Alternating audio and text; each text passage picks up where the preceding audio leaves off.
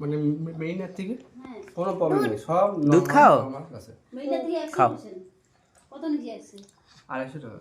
250 টাকা। সোনা কি খাও? আর দেখাইছিল কোন ডাক্তার?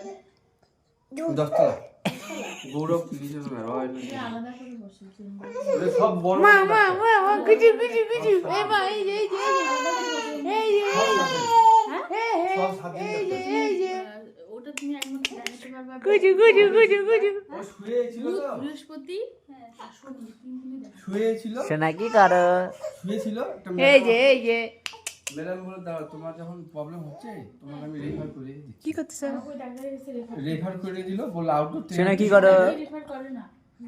আউটডোর টিকেটে তুমি 103 নম্বর ঘরে চলে যাও। ওখানে বড় বড় ডাক্তাররা আছে, ডাক্তারবাবুরা সোনা একবার বলো তো কি খাও তুমি? বলটা দাও তো। ডাক্তার দেখেই বললো কিছু হলে চেম্বারে যে খাও, ওষুধটা খাও। ওষুধ আমি লিখে দিলাম, বুনু কি করে? বনি কি করছে? বনি ট্যাবলেটগুলো এই বড় বড় ট্যাবলেটগুলো বনি কি করে? কান্দে? দুইটা ওষুধই পাতা নিল। বনি দুধ খাচ্ছে। বনি কি করে? এর মধ্যে আমার বোন বন্ধ হয়ে দুধ খাচ্ছে? বলো তো বনি দুধ খাচ্ছে?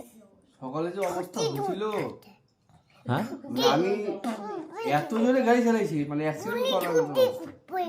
ওর যে অবস্থা হয়েছিল তখন ওর গাড়িটাই ও, বলো বলো বনি কি করে? যাই তো সুই দিল, চুল এই যে চুল। দুইটা সুই দিল, বনি কি করতেছে সোনা? স্যালাইন দিল, স্যালাইনের রক্তই নেই, স্যালাইন দিয়ে দিবে না, ভেনই খুঁজে পাচ্ছে না।